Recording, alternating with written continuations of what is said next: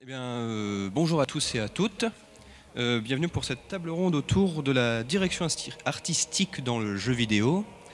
Je vais laisser mes hôtes se présenter un à un, peu importe l'ordre. Je ne sais pas si vous voulez commencer qui voudrait commencer. Oui, alors je commence. Bonjour à toutes et à tous. Je me suis déjà présenté hier, mais je vais refaire vite fait. Je suis Pierre, plus connu sur Internet sous le pseudonyme de Olbius. Ça fait 2 ans que je fais des vidéos sur Internet et je parle surprise de jeux vidéo avec plein d'émissions différentes, des angles un peu différents. Je sais pas trop comment me caractériser, mais c'est assez éclectique, quoi. Enfin bref, voilà. Je parle de jeux vidéo et j'aime les jeux vidéo. Bonjour, moi c'est Marwan. Avec Camille, on tient en fait une chaîne de jeux vidéo qui parle de jeux vidéo en coop. Et on va parler principalement de comment la coop est intégrée, qu'est-ce qu'elle apporte au jeu, l'analyser et vous dire en gros si c'est cool ou pas. Donc je laisse Camille faire la conclusion. On est organisé, t'as vu. Et on parle également du processus créatif qu'il y a derrière le jeu, de l'histoire des personnes qui ont travaillé sur le jeu et de leurs inspirations culturelles. Donc moi c'est Camille. Donc Esteban Green, voilà, j'ai une chaîne YouTube aussi, j'ai commencé un petit peu cette aventure en 2015. J'aborde un peu les jeux vidéo depuis un angle Game Studies, Play Studies, donc avec un niveau un petit peu de recherche, de vulgarisation de ce qui se fait au niveau académique. Et là, pour cette table ronde, moi j'ai plus abordé, une perspective en tant que sociologue, en tant qu'anthropologue. Et donc ça va être plus de ce côté-là que je vais aborder la direction artistique, parce que je ne suis absolument pas créatif dans ces choses-là, mais ou même inscrit dans l'étude des formes artistiques, mais je vais plus aborder donc la direction artistique comme une construction un peu sociale et voir un petit peu comment ça évolue, quoi. Spoiler. Bonjour, moi c'est Nathalie, je suis une streameuse, 3D artiste et youtubeuse, et en fait quand je fais des vidéos je m'amuse à analyser le chara design des personnages de jeux vidéo, et du coup parce que tu l'as fait je vais le faire aussi. Moi je vais parler de l'aspect plutôt graphique et artistique du coup qu'on peut retrouver dans une direction artistique. Bonjour à tous. Du coup, moi c'est Akash et j'ai une chaîne YouTube aussi qui s'appelle Un bot pourrait faire ça, sur laquelle j'aborde des jeux indépendants, alternatifs, et aussi comment les artistes peuvent se réapproprier les jeux vidéo et les détourner pour leur faire dire d'autres choses. Et voilà. Mais moi je m'appelle Simon, je vais surtout poser des questions ici, essayer de mener la discussion autour de cette table ronde. Du coup, première question qu'on pourrait se poser, peut-être que tout le monde n'est pas au courant de ce que c'est un directeur artistique dans le monde du jeu vidéo. Est-ce que quelqu'un voudrait réagir là-dessus ? Merci. Alors du coup, moi j'ai surtout parlé de tout ce qu'on m'a appris à l'école et tout ce que mes professeurs l'étaient eux-mêmes. Donc ce qu'ils m'ont dit, ça veut peut-être pas dire que c'est la réalité absolue, mais on va dire que c'est le cas dans la plupart des jeux ou la plupart des grosses boîtes. Donc, un directeur artistique, j'ai une métaphore assez bien, je pense, pour expliquer ça. Alors, déjà, en fait, je pense que pour parler de directeur artistique, il faut définir ce qu'est la direction artistique. Et malheureusement, c'est très compliqué à faire parce que pour beaucoup de gens, ça peut être plein de choses. Donc, je vais donner mon avis. C'est pas forcément le bon, c'est pas forcément le plus juste. Juste, voilà, j'essaye de mettre des petites barrières. À mes yeux, la direction artistique, c'est tout ce qui va participer à la création d'une identité d'un jeu, pas que visuel. On a tendance à assimiler direction artistique et art, genre juste, si c'est en BD ou si c'est cartoon ou pas. Pas du tout. Ça peut englober la musique à mes yeux, ça peut englober des effets de game design, ça peut englober l'interface utilisateur, beaucoup de choses finalement qui sont dans le jeu vidéo. Donc voilà, la direction artistique à mes yeux, c'est tout ce qui va participer à donner à un jeu. Par exemple, si quelqu'un te dit ouais, c'est un jeu vidéo où tu sautes sur des machins, tu vas dire ah c'est Mario. Voilà, à mes yeux, ça peut être considéré comme un truc de direction artistique. Et donc, le directeur artistique, je pense qu'on peut voir ça comme... Imaginez, vous avez 50 peintres, vous avez un tableau, et parmi ces peintres, il y en a un, c'est un sound designer, il va faire la musique, donc il va dessiner des notes de musique sur le tableau. Il y en a un autre, c'est un character artiste, donc il va faire son personnage sur le tableau. Il y en a un autre, c'est un mec chargé de faire de l'environnement, donc il va dessiner le décor sur le tableau. Voilà, plein de trucs comme ça. Il y en a un autre, c'est le game artist, alors il va dessiner ce qui va se passer sur le tableau. Et imaginez tous ces gens maintenant qui sont très centrés sur le tableau et qui sont donc très collés à la toile et qui ne voient pas le tableau dans la globalité, juste sur ce qu'eux ils font.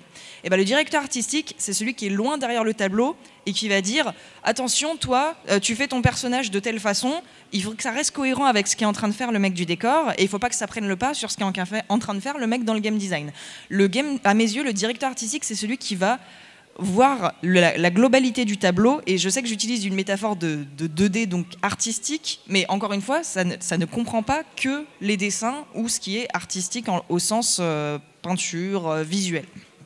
Et du coup, l'importance du directeur artistique, ça va être d'arriver à faire en sorte que le character artist, ou tout le monde, en fait, tous les gens travaillant sur ce jeu vidéo, arrivent à s'entendre plus ou moins et qu'ils ne soient pas chacun dans leur bulle lors de leur processus de création. Voilà. Est-ce que quelqu'un veut ajouter quelque chose ? Je commence ? Et en fait, aussi, ce que j'aime bien dans ta définition, c'est que ça propose un peu le personnage du maître d'œuvre.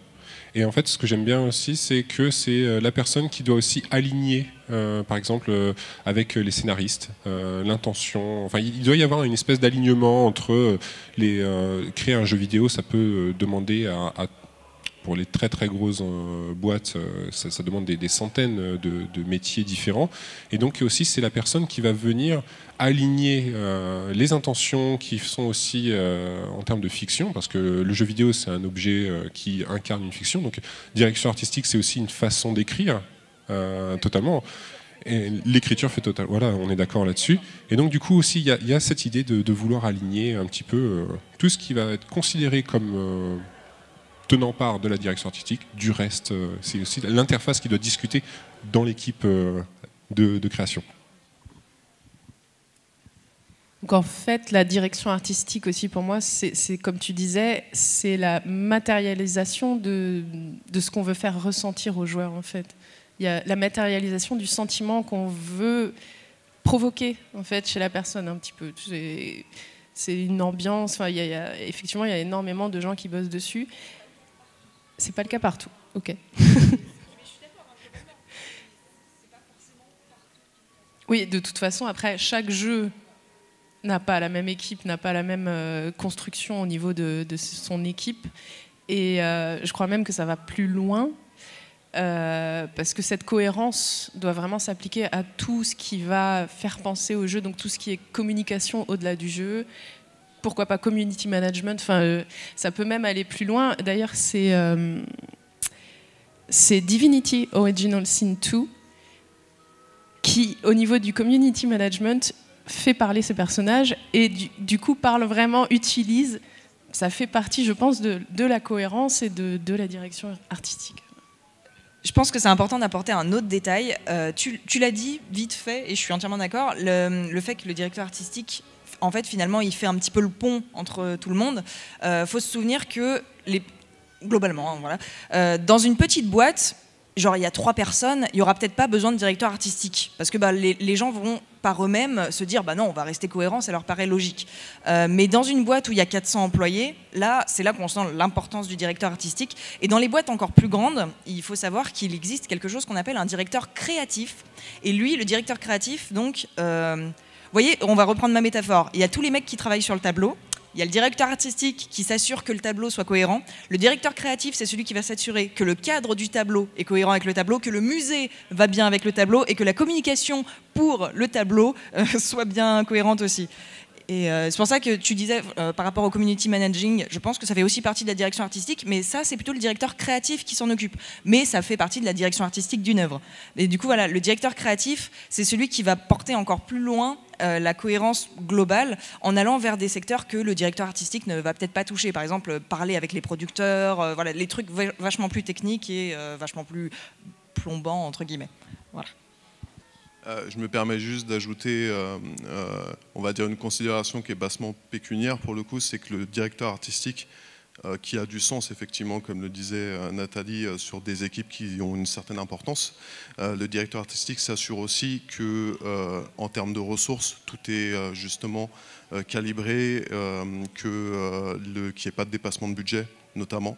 Et on a vu des cas en fait de jeux, on en parlera plus tard, où le fait que la vision artistique initiale en fait du jeu finalement était trop ambitieuse par rapport aux moyens du studio, a demandé une refonte complète de la vision artistique en cours de route parce que il y avait des dépassements de budget et le studio ne pouvait plus subvenir à les besoins. Mais du coup, ça donne des choses intéressantes en termes de nouvelles visions artistiques et voilà, c'est pour ça que je voulais ajouter ce côté, on va dire, management et business de la partie directeur artistique. Pardon. Non. Très court. Je rebondis sur ce que tu as dit. En fait, oui, sur le côté très finalement réducteur de la perception qu'on a de la direction artistique. Tu disais, les gens imaginent souvent que c'est le visuel, quoi, c'est le graphisme. Il y a un truc qui est assez intéressant, c'est que même encore aujourd'hui, on ne considère pas le game design comme une forme d'art, ou en tout cas la conception de règles. Par exemple, on parlait d'Undertale hier, et quand je discute d'Undertale avec quelqu'un qui n'est pas spécialement fan du jeu, c'est toujours la direction artistique est moche. Et en fait, il y a un truc intéressant là-dedans, c'est qu'en fait, pour moi, la direction artistique, c'est aussi le game design du jeu, quoi, sa manière d'exprimer son propos par les règles et mécaniques du jeu, et donc le langage aussi spécifique du jeu vidéo. Et je pense que c'est un truc qu'il va falloir, nous et d'autres personnes, voilà, toutes les personnes qui sont plus ou moins d'accord avec cette idée, mettre en avant l'idée que voilà, la conception de règles, le langage spécifique du jeu vidéo, c'est aussi une forme d'art, et donc la direction artistique incorpore finalement le game design, et la direction artistique n'est pas séparée, parce qu'aujourd'hui on a vraiment cette tendance à segmenter finalement le game design, le directeur l'artistique, comme tu disais, voilà, avec vraiment comme si c'était des métiers que finalement on assemblait à la fin, alors qu'il y a quand même une idée de cohérence globale, et tous les éléments sont artistiques, voilà. Et il faut aussi je pense qu'on insiste là-dessus, quoi. Donc je vais essayer de synthétiser un petit peu le tout. Étant donné qu'un jeu vidéo, c'est à la fois, ça regroupe plusieurs métiers, c'est un peu une corporation de plusieurs métiers, il y a des scénaristes, de plus en plus il y a de véritables compositeurs de musique, il y a toute une charte graphique à respecter, et du coup le directeur artistique est celui qui, comme tu disais avec ton image de tableau, est celui qui arrive à créer l'unité, à créer l'essence même du jeu, ce qui fait que ce jeu est ce jeu-là et pas n'importe quel autre jeu. Et du coup on peut même parler de métadonnées dans le terme du jeu vidéo, parce que si toute la campagne publicitaire n'a rien à voir avec l'identité du jeu, on pourrait aussi se dire que le directeur artistique est celui aussi qui va gérer toute la campagne promotionnelle du jeu vidéo. Non, ce serait pas créatif ? Justement, ça c'est un problème pour le coup. Je ne sais plus si c'est d'actualité, mais il y a quelques années, il y avait vraiment un gros problème justement au niveau de la création des jeux AAA, donc des jeux vraiment à gros budget. Pourquoi ? Parce que autant le directeur créatif communiquait bien avec son directeur artistique, le directeur artistique communiquait bien avec ses équipes, tout se passait bien, il y avait une vraie cohérence au niveau de la vision artistique du jeu vidéo, tout était au poil. Et puis venait le marketing, et le marketing qui était complètement séparé de la partie artistique. Parfois, il y avait même des cas sur des gros jeux où, en gros, le directeur artistique disait « mais moi, j'ai jamais parlé à ne serait-ce qu'un représentant du marketing ». Et en fait, le marketing, lui, va se charger effectivement de faire la promotion du jeu vidéo, et lui va répondre à des besoins ou va créer des besoins qui ne sont pas forcément en accord avec la vision artistique initiale du jeu vidéo. Moi, il y a un cas, mais je pense qu'il y en a d'autres, mais il y a un cas moi, qui m'avait marqué à l'époque, c'était le 3e épisode de BioShock qui était sorti. Et les affiches promotionnelles, en fait, mettaient vachement en avant le héros, l'homme dans une posture très militaire, un peu badass, etc. Et en faisant complètement l'impasse sur le 2e personnage, qui est même considéré comme le premier personnage par certains, et à raison, qui était Elisabeth, qui était du coup une femme. Et ça, côté marketing, non, on ne va pas mettre en avant une femme dans le jeu vidéo, surtout qu'on incarnait effectivement un homme, donc non, ça ne va pas passer auprès des gamers, etc. Et il y a eu vraiment un clash entre la partie directeur artistique et la partie marketing, parce qu'ils n'étaient pas du tout en accord sur la vision promotionnelle du jeu. C'était complètement, on était en incohérence complète en fait sur ce qu'on voulait faire passer comme message. Donc voilà, je pense que ça suit. Ok, donc il faudrait qu'il y ait plus de communication entre... Oui.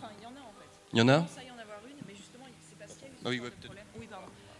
Désolée, mais tu as complètement raison. Et c'est parce qu'il y a eu ce genre de problème que maintenant le directeur créatif, normalement, de ce qu'on m'a dit, est censé vachement plus s'occuper. Et il y a certaines pubs. Alors là, je sors du cadre du jeu vidéo, mais c'est un très bon exemple. On connaît tous les trailers de films qui maintenant ont tendance à nous spoiler tout le film et ça nous rend dingue. Et ben, pour Paranormal Activity 3, ils ont fait quelque chose de très intelligent. Ils ont fait un trailer avec des images qui ne sont pas du tout dans le film. Et en fait, c'est des images qui vont montrer une scène spécifique du film qui n'est pas là. Et du coup, quand tu regardes le film, tu attends cette scène avec impatience et tu ne la verras jamais. Et ben, c'est bête, mais du coup, ça te remet dans cette idée. En plus, la scène en question du trailer, se passe devant un miroir. On pourrait en faire plein d'analyses. Je vais éviter de le faire, c'est chiant. Mais voilà. Avec leur trailer, ils ont fait comme une espèce de mini court-métrage qui rentre complètement dans le film, qui va te donner un effet de surprise supplémentaire, qui va te mettre qui va te faire donner l'impression que la menace n'est pas là, que tu as été trompé par le trailer par rapport au film. Et voilà, moi j'avais trouvé ça absolument brillant. Et donc ça, c'est un bon exemple de quand justement la communication, donc le secteur marketing est en bonne entente avec le directeur créatif. Et ça, ouais, il me semble que c'est le directeur créatif, mais le directeur artistique a complètement son mot à dire. Et c'est important, voilà, la communication peut vraiment s'inscrire dans la continuité de la direction artistique. Et Watch Dogs 2 avait bien marché là-dessus, je te passe le micro. Mais c'est Watch Dogs 2 qui avait fait une campagne de com absolument tout à fait raccord avec le jeu. Il y avait des affiches. Il fallait comprendre que c'était... ils ne mettaient pas précisément que c'était... Quoi ? Non, je ne sais pas si on a le temps, mais en gros, c'était très smart parce que ça s'inscrivait totalement dans le jeu. En fait, limite, c'était un jeu avant le jeu. Donc, c'était très intelligent, j'ai trouvé. Voilà. Et du coup, selon vous, quelles seraient les bonnes dispositions, que doit être un bon directeur artistique ? La question est un petit peu, je sais pas, j'ai pas la prétention de savoir, mais il y a un élément qui est intéressant, je pense, c'est la dualité, ou en tout cas la nécessité de jongler entre l'esthétique et le fonctionnel. On parlait de l'UX design tout à l'heure, donc le design d'interface. Et là, du coup, j'aurais bien aimé montrer une petite image sympathique. Je vais aller. Je parle en même temps. C'est la nécessité de jongler du coup entre le fonctionnel et l'esthétique. Du coup, voilà, j'aurais aimé très rapidement montrer cette formidable interface de Persona 5, puisqu'en fait, on se rend compte que malgré tout, un jeu vidéo a besoin d'avoir des éléments fonctionnels d'indication aux joueurs, voilà, par exemple la carte, ou ici en l'occurrence une interface avec un inventaire, etc., pour équiper des équipements, etc. Et en fait, on se rend compte que finalement, l'artistique s'imbrique aussi dans le fonctionnel, avec ce formidable exemple de Persona 5, mais il y a sans doute plein d'autres exemples. Hein. Et il y a une formidable conférence du coup de la personne qui a réalisé, j'ai plus le nom en tête, mais c'est facile à trouver, c'est sur le site, la YouTube de la GDC, qui donc explique un petit peu son travail sur cette interface. En fait, on se rend compte que c'est quelqu'un qui à la base est vraiment un artiste pur et qui a finalement incorporé les exigences fonctionnelles du jeu.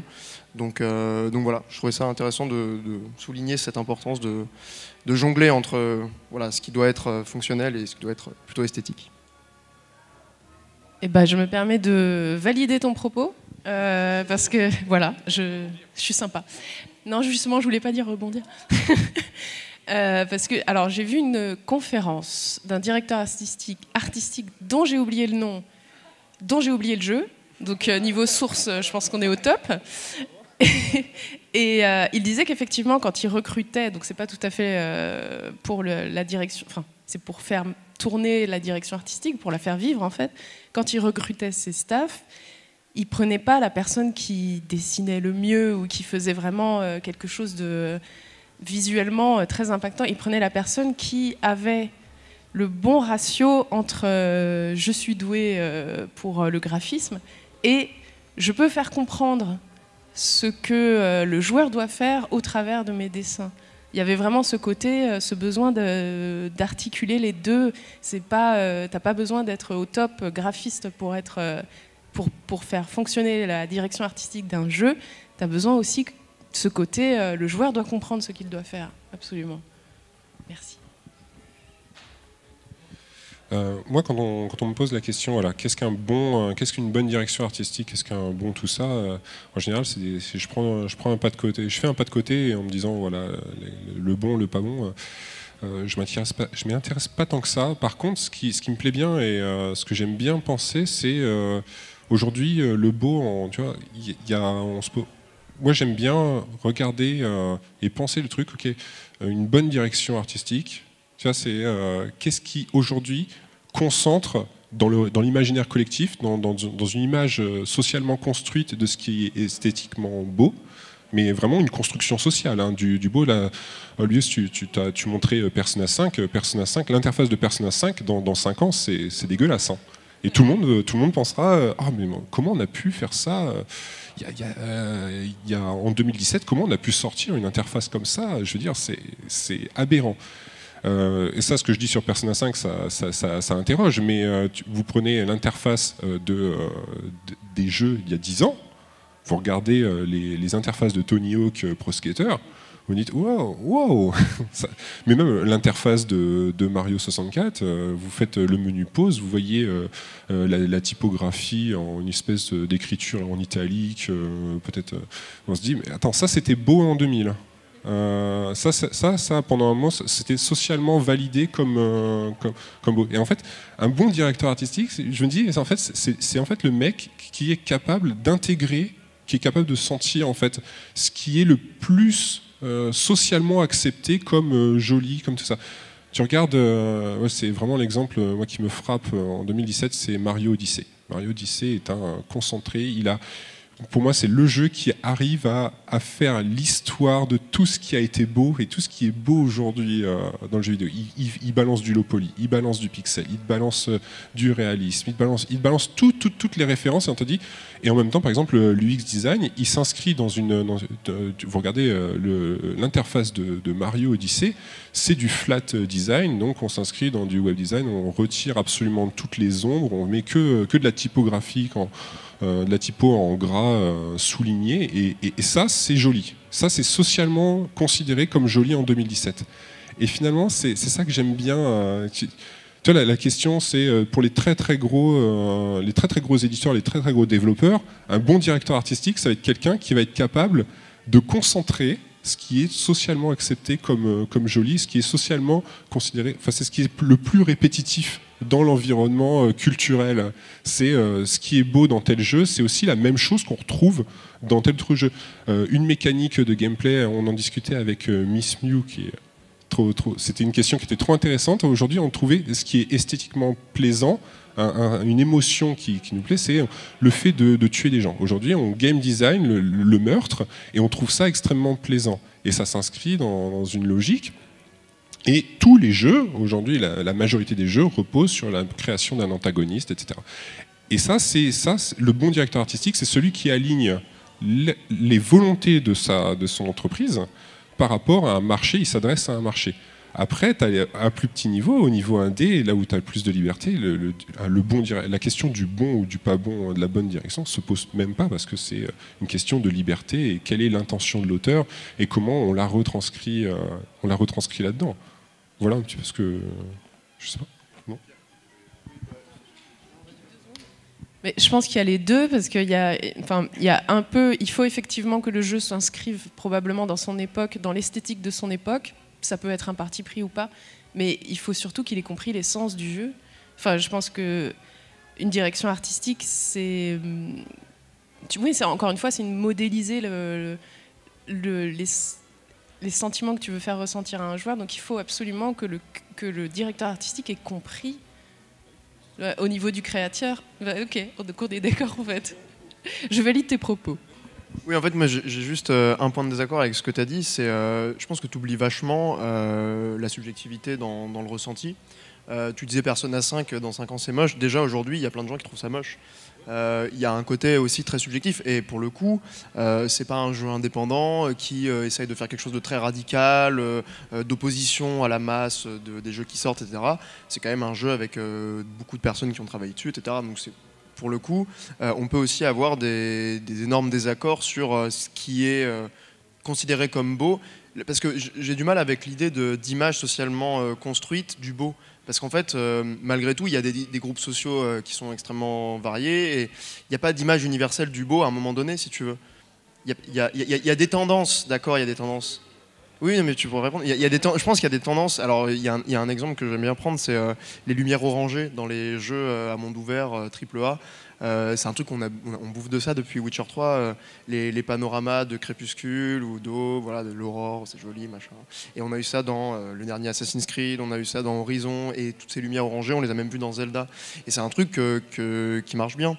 Et comme tu dis, ça c'est une tendance effectivement globale, mais ça n'empêche pas que derrière ça, il y ait des moments où des personnes qui estiment qu'il y a des choix à faire, comme par exemple le cas de Persona 5 que j'aime beaucoup, décident de faire quelque chose de pas forcément en accord avec la tendance majoritaire, quoi. Je rajoute aussi mon grain de sel, je ne suis pas tout à fait d'accord effectivement sur le fait que le directeur artistique c'est celui qui doit concentrer en fait la vision socialement admise du beau.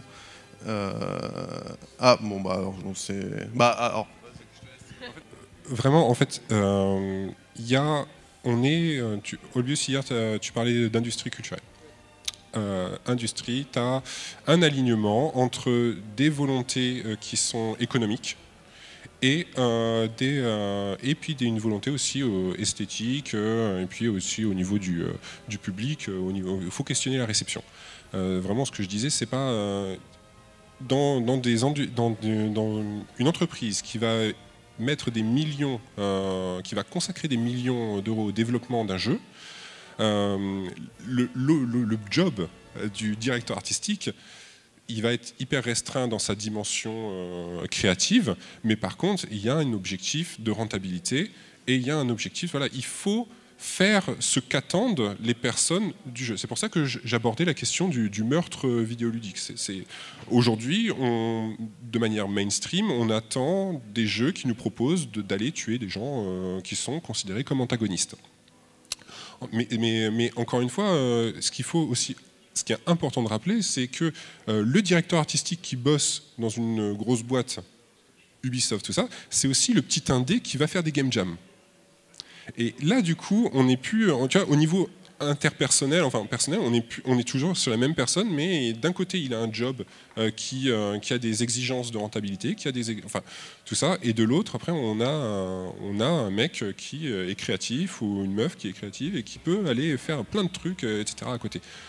Quand je parle je n'emploie pas le mot de beau au niveau esthétique. C'est pas mon domaine de compétence. J'emploie ce terme-là parce que c'est socialement construit. Et là, je ne peux pas m'empêcher de penser qu'il y a des tendances qui sont majoritaires, minoritaires sur ce qui est beau et de ce qui ne l'est pas. Socialement, je pense qu'on est tous d'accord là-dessus, quoi. Tu prenais l'exemple qui te touche beaucoup sur Persona 5. Le menuing et tout ce qui est design d'interface, c'est un exemple. Et oui, ok, bien sûr, c'est joli. Enfin, moi, j'ai aucun souci avec Persona 5, vraiment. Mais en fait, ce qui est intéressant, c'est que oui, il y a des objets comme ça qui vont proposer des choses là. Après, moi, mon travail en tant que sociologue, en tant qu'anthropologue, c'est de regarder dans 10 ans, qu'est-ce qu'on pense aujourd'hui, qu'est-ce qu'on pense dans 10 ans de Persona 5. Et je pense que les mentalités auront largement évolué, puisque tu prends déjà, tu prends n'importe quel menu d'un jeu d'il y a 15 ans, tu te dis waouh, c'est terrible. Et donc voilà, vraiment c'est ça, cette idée de socialement construit. Ah oui, je te laisse parler. Non, là, justement, en fait, là où ça m'embête, c'est de dire, par exemple, que potentiellement, en fait, il y a des gens dans 5 ans, ils vont peut-être trouver effectivement les menus ou l'interface de Persona 5 moches. Mais ça, à la limite, mais ça, c'est tout à fait normal. Mais ce qui est intéressant, et avec d'autres jeux, ce qu'on n'avait pas, c'est qu'il y a peut-être 10 ans ou 15 ans de ça, on avait des jeux, notamment sur l'interface, où l'interface était traitée d'un point de vue purement fonctionnel, il n'y avait même pas de volonté particulièrement artistique derrière. Et par exemple, quand on prenait l'exemple de Mario 64, si ça se trouve, Mario 64, effectivement, là, l'interface, elle est largement perfectible, notamment en termes de visuel. Je pense qu'on est tous d'accord là-dessus. Oui. Oui. Oui, mais en fait, on pouvait la trouver moche aussi à son époque. Mais le truc, c'est que à son époque, en fait, l'interface, si ça se trouve, elle a été choisie pour des raisons purement budgétaires, finalement. Voilà, et c'est ça. Alors que dans Persona 5, par exemple, on ne peut absolument pas nier que ce soit dans 5 ans, dans 10 ans, dans 15 ans, par rapport aux interfaces qu'on était capable de pondre en 2017, on ne peut pas nier qu'il y a une volonté artistique derrière. Qu'elle soit belle ou qu'elle soit moche, ou qu'elle s'inscrive dans une démarche artistique. Mais qu'elle soit belle ou qu'elle soit moche, après, bon, bah, c'est au jugement de chacun. Mais voilà, mais ce que je veux dire, c'est que peut-être qu'il y a 15 ans, l'interface de Mario 64, on l'a peut-être trouvé moche, mais on s'en foutait parce qu'on se disait, nous, ce qui nous intéresse, c'est plus peut-être le gameplay, c'est plus peut-être comment le jeu au niveau graphique est joli. Voilà, l'interface était peut-être traitée par-dessus l'oreille, mais parce que peut-être aussi le public n'avait pas de prétention, comment dire, d'analyse vraiment poussée au niveau de justement le côté artistique d'une interface. Et ça, c'est intéressant, par contre, en termes d'évolution de nous, en tant que joueurs, qu'est-ce qu'on attend aujourd'hui d'une interface, qu'est-ce qu'on entend comme beau, qu'est-ce qu'on entend comme pas... Enfin voilà, ça s'inscrit dans une volonté, voilà. Oui, ouais, mais je suis pas convaincu, en fait, que c'est incontestable. En fait, mon propos, c'est simple. C'est incontestable de dire aujourd'hui que l'interface de Persona 5, il y a une volonté artistique derrière, elle s'inscrit dans une vision artistique. Donc, je ne suis pas sûr aujourd'hui qu'on puisse dire la même chose d'un Mario 64 parce que ça se trouve, il y a des raisons purement techniques derrière. Voilà, c'est juste ça. Peut-être qu'on ne devrait pas parler de beau ou de laid, mais plutôt de statistiquement parlant, combien de tel pourcentage de la population trouverait, c'est ça ton propos. Donc peut-être que le terme de beau... Ouais. Si le terme gêne, c'est que moi ça m'intéresse parce que j'aimerais bien comprendre pourquoi le terme gêne sociologiquement. Mais en fait, ouais, on est d'accord sur il faudrait être plus précis statistiquement parlant, machin, tout ça. Je peux faire mon sociologue. Alors, bon, je voudrais juste recentrer le débat. La question, à la base, c'était bien ce qui fait un bon directeur artistique. On a tous parlé de comment sa création et tout ça, mais on n'a pas parlé des termes techniques. Et je pense que c'est assez important parce que, par exemple, un bon directeur artistique, qu'est-ce qu'il doit mettre sur son CV, par exemple ? Eh ben, c'est assez intéressant de noter qu'en fait, un bon directeur artistique, c'est pas forcément un très bon graphiste, par exemple, parce qu'encore une fois, on rattache ça au graphisme et tout, mais un bon directeur artistique, ça peut être quelqu'un qui va être nul en 3D, en 2D, mais en fait, c'est surtout quelqu'un qui est capable de faire de la 3D, potentiellement, hein, c'est pas le cas partout, encore une fois, je fais une généralisation, mais imaginons dans une grande boîte, un directeur artistique, c'est quelqu'un qui va connaître les limites techniques de pas mal de logiciels, de ses employés, et en fait, c'est quelqu'un qui va être au courant des capacités et des limites de chacun, et idéalement, plus le directeur artistique a touché à des logiciels différents, plus il aura les moyens de visualiser les possibles. Et c'est ça qui, à mes yeux, fait un directeur artistique qui potentiellement a du potentiel, en fait, tout simplement. Plus un directeur artistique est capable de voir les limites et les possibilités, plus on peut penser qu'il serait capable de porter loin une image ou une idée. Et par exemple, j'aime beaucoup quand on dit, par exemple, qu'un directeur artistique... je connais l'expression en anglais, je ne sais pas comment la traduire en français. Jack of all trades, master of none. Le valet de toutes les catégories, mais le maître d'aucune. C'est genre le but d'un graphiste en 3D, ça va être d'être excellent en 3D, de maîtriser son domaine. Le but d'un directeur artistique, c'est pas d'exceller dans son domaine, c'est de connaître un petit peu tous les domaines. Voilà, juste d'un point de vue purement technique, je pense qu'on peut faire ça. Et vas-y, parle. Non, moi, du coup, là, ce qui m'intéresse, c'est que dans une table ronde sur la direction artistique dans les jeux vidéo, on parle de directeur artistique, sauf qu'il n'y en a pas forcément besoin. Il n'existe pas forcément. Et du coup, là, ce qui est vraiment intéressant, c'est qu'il y a un point de vue du jeu vidéo très industriel. On exclut complètement les jeux indépendants, les jeux alternatifs. Et donc, sur ce qui fait un bon directeur artistique, je n'ai pas la réponse, mais en tout cas, il est pas forcément présent, mais la direction artistique sera toujours présente. Pourquoi ? Oui, parce que je suis entièrement d'accord avec toi. En fait, quand il n'y a pas de directeur artistique, les gens ont tendance à le faire tout seuls. Mais du coup, oui, tu as complètement raison. On occulte un petit peu les gens indépendants en se basant que sur le fait... Enfin, on n'a pas besoin d'un directeur artistique forcément partout. Je suis d'accord. Non, donc on a plutôt besoin d'une direction qui peut être collective, en fait. J'imagine que les gens se mettent d'accord sur un jeu vidéo. En fait, on pense aussi de manière très schématique la création du jeu vidéo. Tu vois, il y aurait des grandes étapes qui se répètent un peu à tous les niveaux, entre d'un côté les très très grands éditeurs et développeurs et d'un côté les très très petits qui font des art games, des queer games, etc. Et en fait, moi j'aime bien aussi me dire que la phase de création du jeu vidéo, c'est pas du tout quelque chose qui est vraiment figé dans le marbre. Et tu vois, par exemple, tu peux prendre des bootlegs, tu peux prendre le modding aussi qui peut se faire de manière centralisée, décentralisée, hein. Et la création artistique, la direction, elle peut se faire de manière cohérente, incohérente au sein d'un même groupe qui va bosser.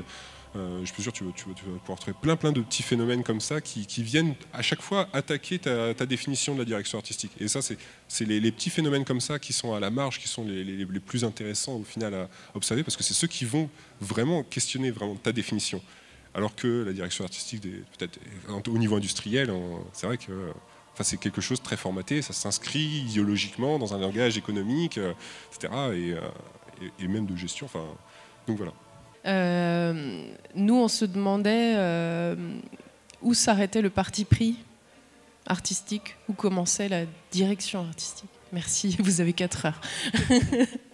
Parce que, par exemple, Lola, la développeuse du dimanche, dans son jeu Propaganda, elle n'a pas mis de visage à ses personnages et elle le justifie en disant déjà, elle n'est pas là, déjà c'est moins de boulot.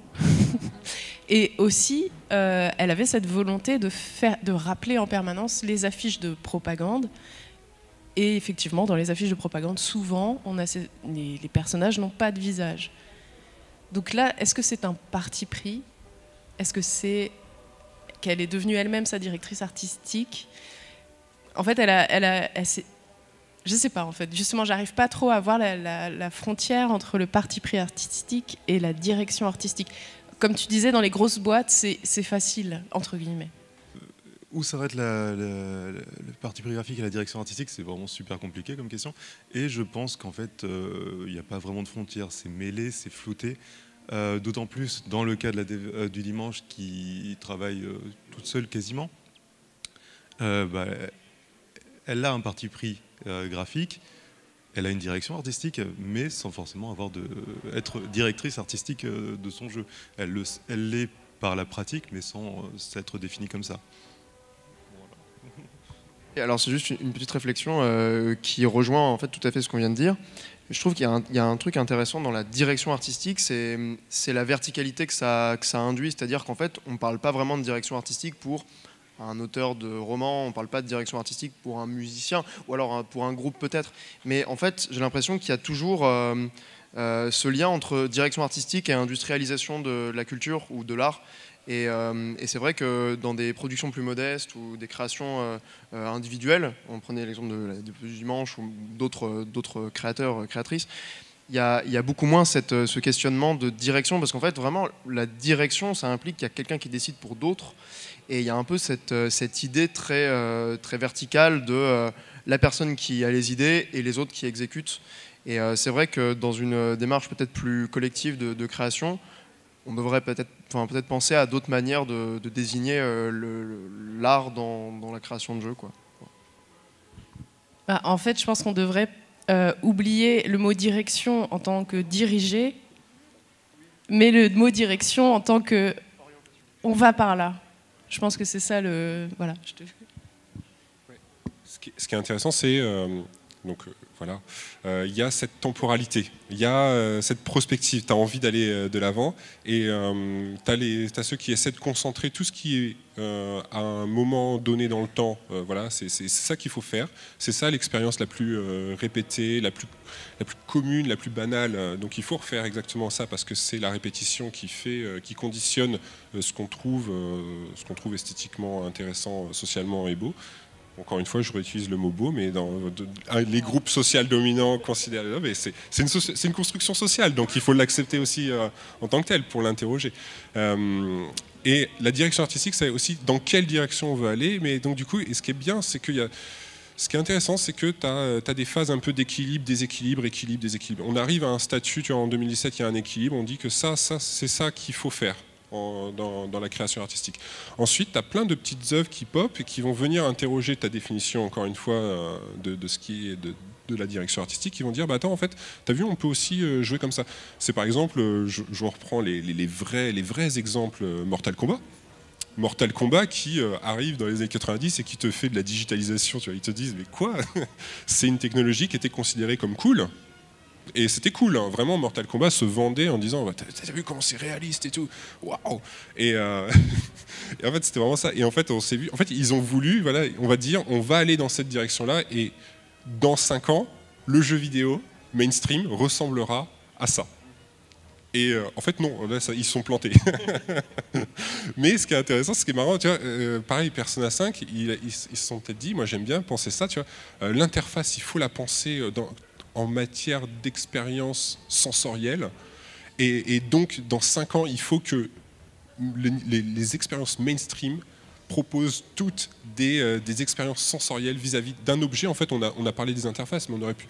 Tu vois, moi, j'aime beaucoup la photographie, les moteurs de photos dans les jeux vidéo. Et aujourd'hui, tu as des jeux qui proposent de plus en plus une caméra libre pour aller faire des photos dans les jeux. Et est-ce que les gens ils se disent, mais enfin, dans 5 ans, est-ce qu'il faut que tous les jeux aient une caméra libre pour que tout le monde fasse des photos? Et ça, et tu vois, là, on est dans une phase où on vient interroger l'équilibre mainstream par des petites touches par-ci par-là, par aussi des petits indés. Tu vois, le pop du pixel art en 2008 avec les indés, les interfaces Steam, machin, tout ça. Le pixel art, il était revenu interroger. Mais en fait, on va dire que le pixel art, c'est beau. Et aujourd'hui, tu peux absolument pas retirer le pixel art du paysage culturel du jeu vidéo. Il reste 10 minutes. Du coup, je pense que vous vouliez montrer quelques images, films. Car justement, on pourrait terminer cette discussion sur quels jeux vous ont marqué par la direction artistique. Donc, Alors, quels jeux m'ont marqué par la direction artistique? Ouais, j'avais pas du tout prévu cette question, mais là, c'est très bien que tu parles de pixel art, parce que justement, il y a un jeu en particulier que je trouve pas très redondant, que je trouve très réussi sur le plan artistique, en tout cas visuel. C'est Owlboy, donc le garçon chouette. Qui a été développé par, j'ai oublié le studio. En tout cas, je sais que c'est une technologie spéciale qui a été utilisée uniquement pour ce jeu, qui s'appelle le iBit. C'est les développeurs qui ont inventé un peu cette technique-là, qui permet donc de faire du pixel art, donc du visuel avec des pixels, mais de manière très détaillée quand même. C'est-à-dire qu'il n'y a pas ce sentiment un peu grossier qu'on pourrait attendre, en tout cas spontanément, du pixel art. Et du coup, ouais, celui-là est pour le coup vraiment, vraiment très, très réussi et très, très joli, quoi. Moi, j'en avais une liste, mais du coup, je vais accélérer. Il y en a un que je voulais citer, c'était déjà parce que alors c'est vraiment purement personnel, mais je trouve que c'est absolument tout ce que doit être un jeu vidéo aujourd'hui. C'est Wonderful 1-on-1 sur Wii U. Alors, quand il sortira sur Switch, achetez-le, les yeux fermés. Vraiment, il le mérite. Mais c'est surtout ce qui était intéressant, c'est qu'on avait une direction artistique qui était... on contrôle en fait plein de petits personnages. En gros, le principe et le message du jeu, c'est que tout seul, on est peut-être faible, mais ensemble, on peut devenir hyper puissant. Et c'est un message très simple, très enfantin, mais qui marche à fond sur le jeu, et tout le jeu est basé sur ça. Et dans sa direction artistique, ce que j'ai beaucoup aimé, c'est... alors, non seulement c'était coloré, ça rappelait un peu les Sentai, Power Rangers, etc. Mais c'est surtout le côté, en fait, terrain de jeu pour les jouets qu'on avait quand on était petit, quand on se faisait nos petites scénettes avec nos Lego, avec nos petites figurines, etc. Et en fait, le point de vue, la direction artistique vraiment en termes de design, et le point de vue, en fait, on contrôle sa bande de bonhommes et on a une vue en isométrique sur la ville, et on a vraiment tout le temps cette impression, en fait, d'être finalement nous-mêmes en train de jouer avec nos petites figurines, nos petits bonhommes qui affrontent des gros monstres, etc. Et je trouvais que la direction artistique du jeu était vachement intéressante là-dessus. Donc voilà, foncez, Wonderful 1-on-1, c'est génial. Moi, je vais vous en présenter 3. Je voulais parler de Mirror's Edge, qui a été réalisé sur Unreal Engine 3. Et quand il est sorti, Unreal Engine, c'était un peu, les gens disaient que ça ressemblait, c'était toujours un peu pareil, ça se ressemblait beaucoup. Et puis là, je trouve que ce jeu est sorti et a balayé, en utilisant un outil qui était devenu assez mainstream. En fait, il a créé sa propre identité visuelle, comme quoi il n'y a pas de limitation en fait. Et il a vraiment eu cette intelligence de se démarquer, puisque je vous montre, je ne peux pas, mais mais on vous montre une image de Mirror's Edge. Normalement, vous reconnaissez tout de suite cette ville blanche, ce ciel bleu et ces pops de couleurs orange et bleu toujours. Et c'était très intéressant puisque ça se passe dans une dystopie totale et ils ont choisi au contraire de créer une image complètement paradisiaque. C'est vraiment épuré, ouais, tout blanc et bleu et c'est ça. Et au final, le fait que ce soit une dystopie, ça va plutôt vous rappeler un hôpital psychiatrique ou un environnement hospitalier et qui devient tout de suite très oppressant. Alors qu'une image simple, vous voyez une magnifique ville blanche et au final, plus vous vivez dans cette ville des aventures, plus vous êtes oppressé. Merci. Et petit à petit, vous remarquez que même les arbres sont blancs. Donc, c'est une maîtrise totale, comme si l'humain avait maîtrisé tout l'environnement, tout ce qui était vivant.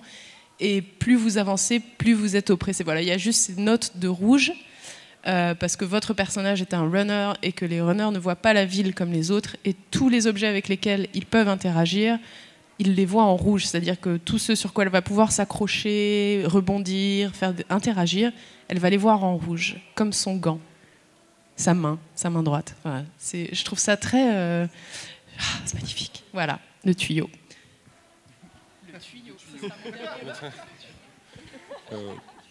Alors moi du coup un jeu auquel j'ai beaucoup joué c'était cette année, c'est Horizon Zero Dawn. Donc, un jeu, j'ai passé une 50aine d'heures dessus, la moitié sur le moteur photographique. Vraiment, et en fait ce que j'aime, on a parlé en fait, on sous-entend souvent que le jeu est une forme d'art. Donc le jeu est un sous-ensemble de la grande famille des arts, etc. Et en fait, je vais prendre un peu le contre-pied là-dessus en parlant de Kendall Walton, qui est donc un philosophe américain, états-unien pour être précis. Et lui, il dit l'inverse. En fait, non, c'est plutôt l'art qui est un sous-ensemble du jeu. Parce que, en fait, l'objectif de l'art, des œuvres, ça doit être des outils qui permettent l'imagination, qui te permettent de créer un espace de potentiel futur. Et quand j'ai joué à Horizon, moi, les seuls, il y a une photo, si tu veux oublier ça, du coup, en fait, qui représente notamment des monstres, des T-Rex, des dinosaures mécaniques. Et ce qui est hallucinant, c'est qu'avant Horizon, mais j'avais les seuls dinosaures mécaniques que je me représentais, c'était des trucs proches des Power Rangers. Et Horizon arrive, et là, ça me permet de contextualiser ça et de dire mais en fait, les dinosaures mécaniques, c'est génial si on place ça avant l'écriture, etc., à la préhistoire. Et on se dit waouh, et ça m'a donné énormément d'outils à l'imagination. Et ça, c'est ça qui m'a le plus bluffé. Ça m'a donné aussi des outils pour créer moi-même des photographies à l'intérieur du jeu. Et c'est pour ça que moi, 2017, je retiens finalement, c'est pas le seul, hein, il y a plein d'autres jeux. Il y a Nier Automata, un petit coucou à ce jeu-là qui est extraordinaire. Mais là, voilà, c'est un jeu qui m'a donné des outils d'imagination. Et ça, c'est quelque chose qui est très important pour moi dans cette direction artistique. Alors moi, le jeu qui m'a le plus marqué au niveau de sa direction artistique, c'est pas forcément par ses aspects visuels, c'est par comment il a réussi à faire en sorte que tout ce qu'il faisait correspondait à ce que le jeu voulait nous dire. Et du coup, moi, c'est Too Dark. Si tu arrives à trouver une vidéo sur YouTube, mon cher ami. Donc ça s'appelle 2 et Dark. Hein, voilà. Je connais, c'est parfait, tu es une personne de goût. Donc Too Dark, c'est un jeu donc, très dark, comme son nom l'indique. C'est pas un jeu d'horreur, mais c'est un jeu extrêmement oppressif avec des thèmes très très glauques. En gros, c'est un père de famille qui s'est fait kidnapper ses enfants il y a quelques années et du coup il est devenu un détective tout simplement qui recherche des enfants. Et dans sa ville, ça tombe bien, des enfants se font enlever toutes les 10 minutes. Et donc chaque niveau, on arrive en te disant, voilà, il y a 8 enfants qui ont été enlevés et à chaque fois, ils ont été enlevés dans un cadre différent. Alors, s'il y a des enfants dans la salle, c'est pas un jeu pour vous. C'est un jeu 18. Je crois que c'est un jeu pour ceux qui ont 18 ans. Et en gros, vous devez, à chaque fois que vous arrivez sur un terrain, vous allez arriver dans un cirque abandonné dégueulasse ou dans une boucherie ou des trucs horribles qui vous laissent énormément imaginer ce qui se passe avec ces enfants. Et vous avez en haut la carte qui vous dit il y a 8 enfants ici, il faut que tu les retrouves. Et en fait, c'est une caméra qui est c'est un cadre qui est très large. Voilà, il n'y a pas de caméra dans le jeu. En fait, c'est un cadre où on est vraiment placé en hauteur, où on voit tout ce qui se passe devant nous, en fait. Et tout le centre du jeu, c'est retrouver des enfants. Tout dans le jeu te dit, il faut que tu retrouves des enfants. On a des musiques oppressantes qui te rappellent bien que voilà, tu es dans une situation vraiment pas cool. Tout dans ton cadre, dans ton champ de vision, va t'aider à te guider vers les enfants et à les faire sortir. Et au niveau des graphismes, même si c'est extrêmement heureusement que ça reste très cartoon en fait pour quand même nous montrer ces images-là sans nous en dégoûter. Je trouvais que vraiment c'est à ce point-là où tout converge, que ce soit au niveau de l'art, du game design, voilà, du game design, de comment c'est travaillé, le fait que dès qu'on est dans le noir total, on n'a plus que le son de nos pas qu'on entend parce que les autres peuvent l'entendre et que notre but c'est vraiment de sauver des enfants et donc le jeu lui-même veut que tu réussisses en te donnant des outils, évidemment. Et voilà, j'avais adoré ce jeu parce que je trouvais que tout te ramenait à ton but de base. Il n'y avait pas de truc superflu, c'est tu dois retrouver des enfants, vas-y. Et voilà, j'avais adoré ce jeu pour ça. Moi, du coup, le jeu qui m'a marqué vraiment, c'est Doujanah. Donc, je ne sais pas si tu peux trouver un trailer, Dujanah. Et en fait, la particularité de ce jeu, c'est qu'il est... les graphismes sont faits par des photos d'objets qu'il y avait chez l'auteur de ce jeu et par des personnages en animation. Comment ça s'appelle ? Non mais donc par des personnages faits en terre, comme voilà ce qu'on voit. Et ce qui est vraiment intéressant dans ce jeu, c'est à la fois qu'il entre complètement en rupture avec plein d'autres choses qui se sont faites, mais aussi que la direction artistique de ce jeu comprend les graphismes que l'auteur a fait, les musiques que l'auteur a fait, les bruitages, parfois des bruitages convenus, comme on pourrait avoir l'habitude d'entendre, des bruits de pas quand on marche, mais parfois des bruits de bouche quand on marche. Il y a un robot notamment qui, quand il avance, c'est une sorte de musique. Donc ça englobe tout ça, ça englobe aussi le propos du jeu et il a pris aussi le parti de mettre un personnage central féminin, de mettre beaucoup de personnages centraux féminins et même il y a une ville qui est quasiment uniquement composée de femmes punk qui font des concerts dans la ville. Bref, du coup, et cette direction artistique, donc sans directeur artistique, se retrouve aussi dans la marque du doigt, physiquement, de l'auteur quand il a modélisé les personnages.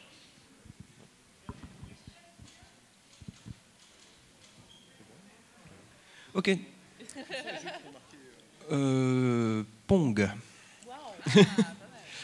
Non, en tout cas, merci de votre attention, merci de votre participation.